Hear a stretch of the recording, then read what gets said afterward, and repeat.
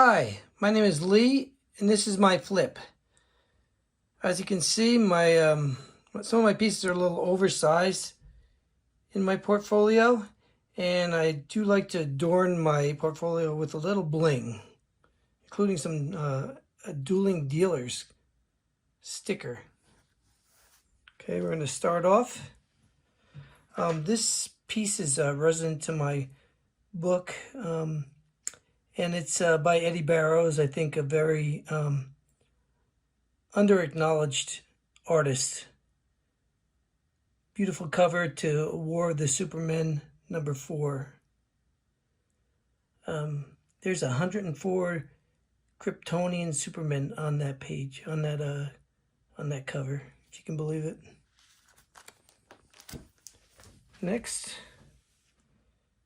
this is Raphael Albuquerque from American Vampire, the first issue.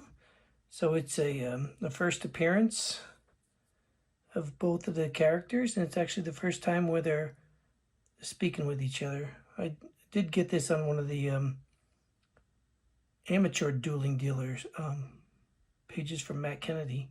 Thanks, Matt. Next, I have Robin #12, cover by Tom Grummett, inks by Ray Crisling. And I just had this delivered to me by one of the comic art fan members, Michael, just a few days ago. Really happy with that.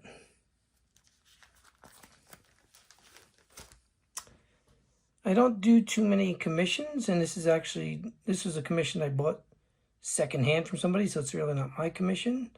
But it's J.K. Woodward, a nice image of Batman and Commissioner Gordon in the bat signal in the snow. Across from that, I got a nice Mike Perkins Captain America cover. It's from, I believe, it's the 75th anniversary. It's got a whole ton of characters on there, including both the Golden Age and the Modern Age Captain America. Lots to look at on there. Beautiful page. Somebody that left us way too early, Tommy Castillo, on Detective Comics #781. Just some nice images on there, and I wanted to mention him. You don't see his name around too much anymore since he's been gone. Inks by Wade von Grauberger. I'm sorry if I destroyed his name. Across from that, I have it's a Dead Man, Dead Again from issue #2, and it's sort of revisiting the death of Jason Todd as Robin, and it's done by Jim Aparo, the original artist. So that's pretty cool, because I know I would never be able to get one of those original pages. Inks on this one are by Rick Burchett.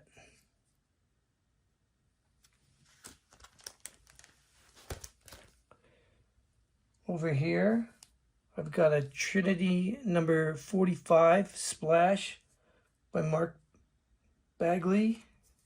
Inks by Art Thibert. This is a little odd because it's not our normal, Superman, Batman, and Wonder Woman. It's a couple of characters called Atman, who's pretty much getting killed right here. He's filling in for Batman, I guess. Diana Truth Queen, and Kal-El, which sounds similar to Kal-El. I don't have that comic, so I'll have to read this one to see exactly what's going on. But just some nice imagery from Mark. Really super heroic. And when you got some supervillains like that coming through, you can't lose. We've got a Satanis page from Action Comics number 680 by Jackson Guise and Dennis Rodier. Just a really cool layout, these 3 vertical panels. I thought it was pretty neat. And I got a kick out of this. I really enjoyed the Gotham Central series. This is Steve Lieber, who really I think might have only done this issue, number 37, but I just got the biggest kick out of the villain that he put in here, the Fisherman. So kind of funny, ridiculous. For a comic that was actually, you know, pretty much a crime drama. So I'm gonna pull this one out. This is some licensing art for the Batmobile. Pencil are done by Jose Luis Garcia Lopez, and the pencils are nicer than the inks. The inks are nice, but the pencils are so much more detailed on this. You gotta love him. He did such a great job on all this licensing art. Not sure who did the inks on this one. Just gonna throw that to the side. Next, we got a Gene Colan Phantom Zone number 3, inks by Tony DeZuniga. I'm not sure if Gene actually ever did Superman besides this book. I mean, he did Batman, he did Spectre. I mean, most people know him from his Marvel. But, you know, like a lot of like things that he's really good at. You got that on that 3rd panel, you got that spooky looking Viking guy with the melting face. Very cool. I was Mike Allred, Batman Meet the Avengers number 2. I was always a big fan of the Avengers TV show. A lot of young people might not necessarily know who they are. It was not the Avengers superheroes, of course, but a black and white TV show that's brought over here from England. Starred Emma Peel. Or at least Emma Peel's the character name. Trying to remember who the actress was, but nonetheless, we got Batman on here and Robin and Catwoman being picked up by this pretty neat looking retro mechanical giant. This is a Superman's 60th anniversary splash page by Manuel Garcia. I think he's known a little more for some of his Marvel work. But you pretty much got, you know, a lot of different versions of Superman in here. Superboy, Eradicator. You got Supergirl in there, Cyborg Superman, a few others. Looks like either Superman blue or red. Across from that, I've got a nice, I my cheat sheets. I got a nice Superman Daily by Wayne Boring.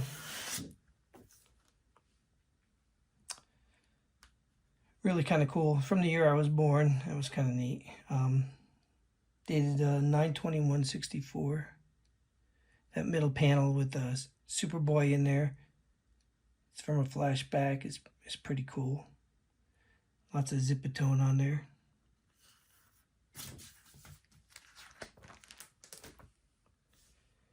Then we got another Jose Luis Garcia Lopez page from one of the Elseworlds book from DC.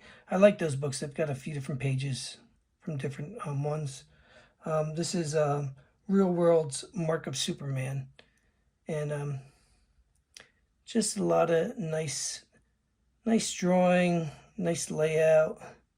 Even got a little, probably the most, I think the only Superman you'll ever see is this little toy over here with the costume on. Otherwise, the main character's pretty much the guy that has the Superman tattoo, and he's not a very good guy. Across from that, I've got Super Friends number 23 by Romita Sr and Bob Smith. Got a mention of the Reverse Flash in there. I know he's been involved in a lot of storylines and known by different names. One of my favorite teams is Ed Brubaker and Sean Phillips. This is the cover to Criminal number 11. Features Teague in The Heist. So Teague is one of the main characters in that entire Criminal universe. He keeps popping up in all the different iterations that the guys had throughout the years. Really love those stories. We got another strip here. I only have a couple of Frank Robbins pieces, and they're both Johnny Hazard strips, only because it's kind of hard to get, some of his comic book work. I was a big fan of his since I was a kid. I remember when he did some of the Batman in the early 70s. Okay. Next, we got Joker number 8 cover.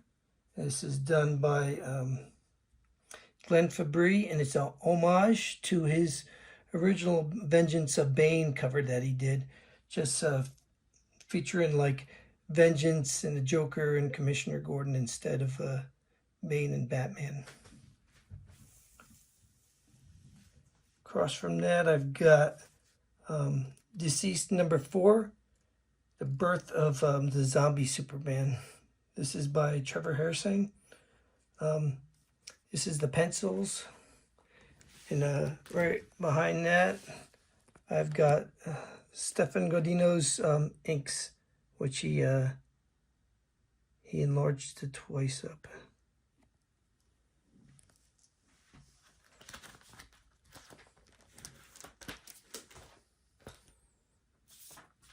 And I got a couple of Bizarro pages.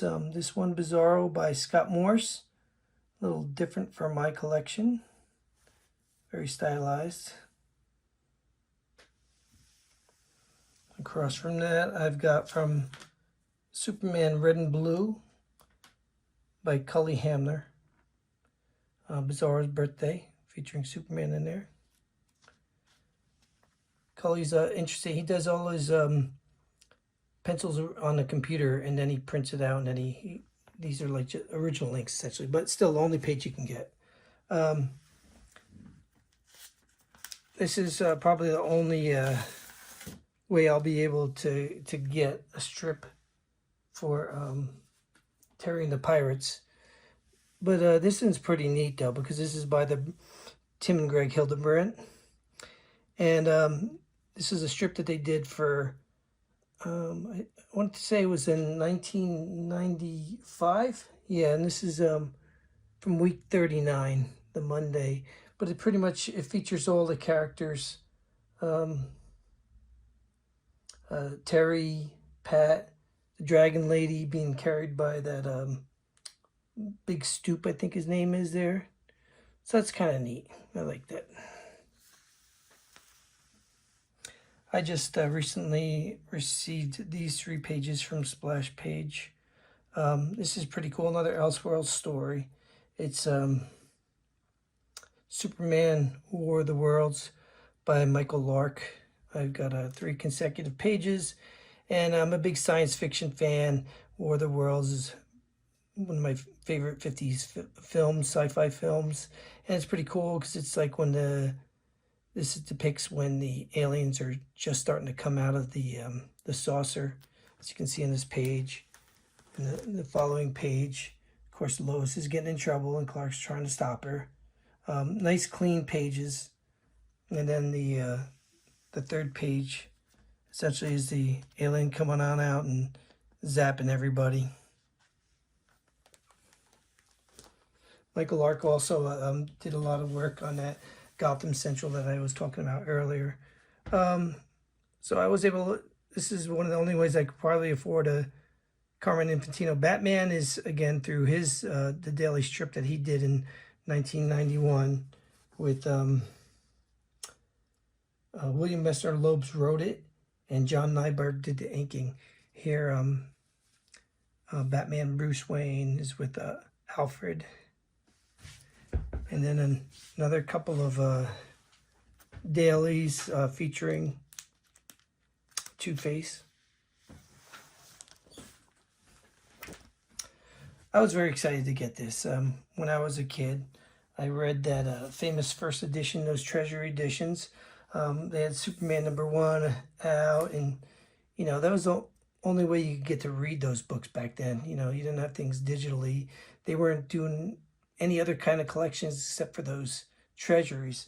This is kind of neat how they put this together. So it's original inks by Albert de Guzman, and what I believe they did was, I think they shot the they ripped apart one of the original books, and then they made a stat of it. So a lot of the type that's on this page is actually a stats cut into the page.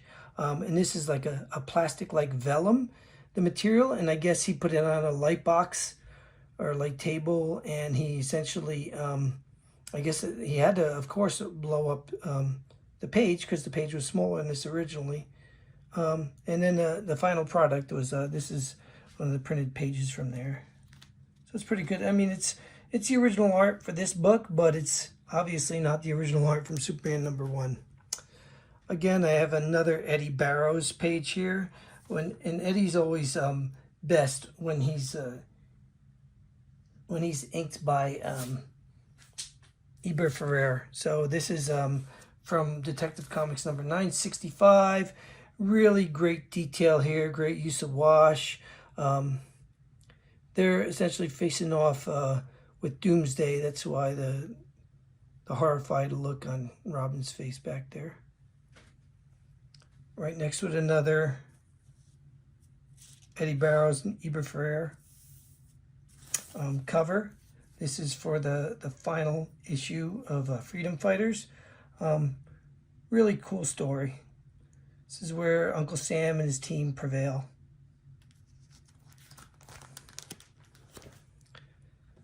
This is one of the covers for the Smallville series.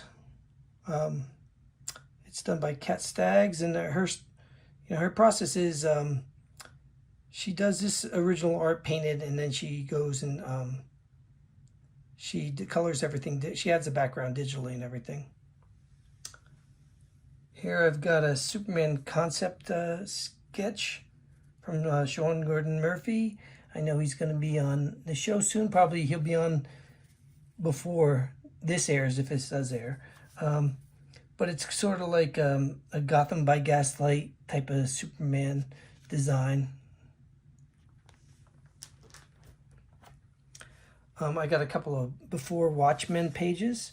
This iconic image is from the book Moloch, and it's by Eduardo Risso. Of course, we recognize what's going on there.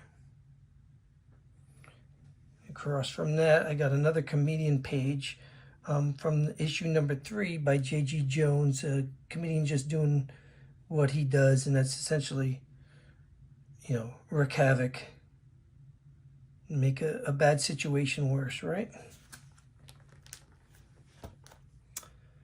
Here I have a Tim Sale Superman. It's from Superman Confidential number 4, and it has Lex Luthor in there. It's got one of the other characters who's one of the main characters from that storyline, and a very noirish, the bottom 3 panels with the doors closing on them. And Superman getting the heck beat out of him too. Then I've got a Action Comics number 765 by Kano, inked by Marlo Alquiza. Another nice page featuring Lex Luthor again, and Joker, and the Hyenas, maybe Bud and Abbott, I'm not sure. Pretty much giving Superman a hard time here. Lots of nice action on there. I got a cover to Checkmate number 23. This is by an artist named, let's see, Kalman Androvsky. I'm not so familiar with him, but I kind of like the layout of this this cover, so I picked it up. And we got another Superman Confidential page. This is from number 10. Mike Norton does both pencils and inks. And Superman's meeting Infinity Man, who then transforms into the Forever People. I've always been a sucker for the Forever People, that Jack Kirby fourth world creation.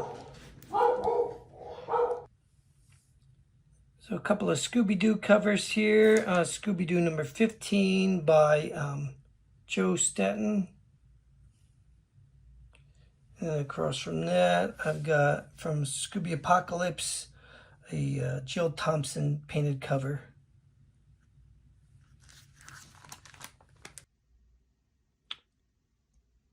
This is a double page spread that I was really thrilled when I got.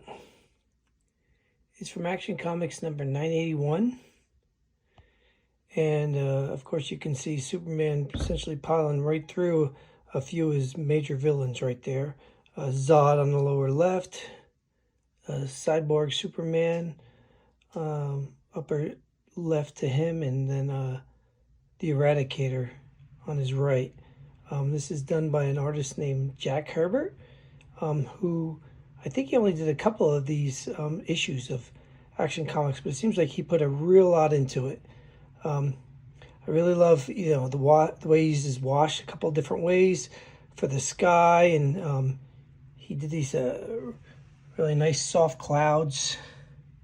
The detail is amazing too, because he did the pencils and the inks, and just his cross hatching. You know, look at Superman's shoulder over here, and then the wash on the water using a different technique. Just really adds a lot to this spread. I'm very happy with it.